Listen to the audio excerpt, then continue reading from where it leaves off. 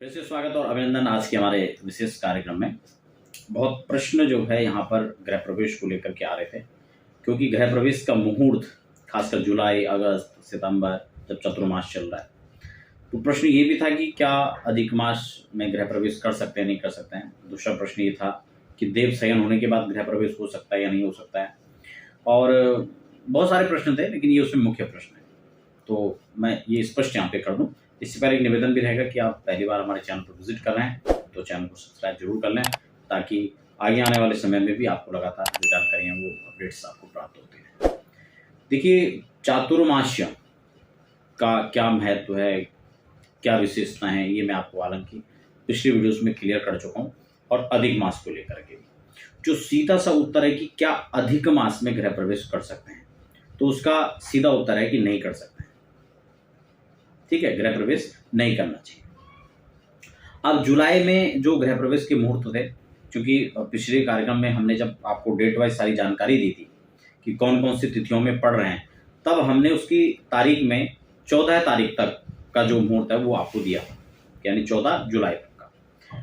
कई लोगों का यह भी प्रश्न था कि क्या देव शयन होने की बात कर सकते हैं, तो बिल्कुल कर सकते हैं, क्योंकि देव शयन तो आषाढ़ में ही हो जाते हैं। ठीक है ना। और मिथुनार्क जब तक जो है श्रावण चलता है, तब तक गृह प्रवेश के मुहूर्त सभी पंचांग प्रमुख रूप से आपको देते हैं। अब यहां पर बात ये आती है कि अगर 14 तक हमने दिए हैं, क्या उसके बाद मुहूर्त है या नहीं है। तो यहां पर सीधा सा जो नियम है गृह प्रवेश के विशिष्ट मुहूर्तों का, वो तो ये कह रहा है कि 14 तारीख के बाद गृह प्रवेश के मुहूर्त नहीं है, इसीलिए हमने उस कार्यक्रम में नहीं दिया था।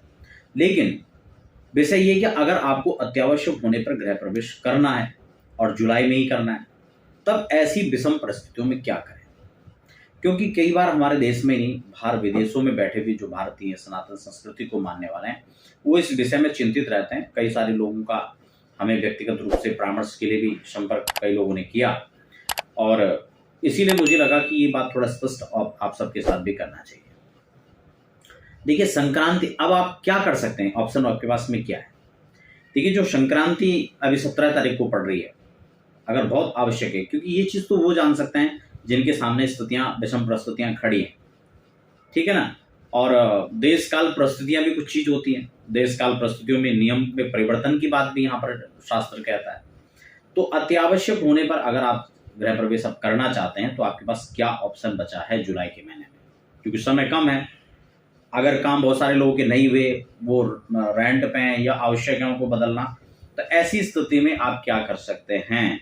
देखिए, सबसे पहले यहाँ पर जब हम जुलाई की बात कर रहे थे, तो 17 जुलाई, ठीक है ना। हालांकि अमावस्या भी है, एक चीज और भी आप ध्यान रखें यहाँ पर, लेकिन संक्रांति जैसे पर्व काल को अलाउ किया गया ऐसी चीजों के लिए, तो इसलिए आप इसका फायदा ले सकते हैं। सोमवार भी है, ठीक हो गया, अच्छा है। नक्षत्र भी पुनर्वसु है, अच्छा अनुकूल है सब, ठीक है ना।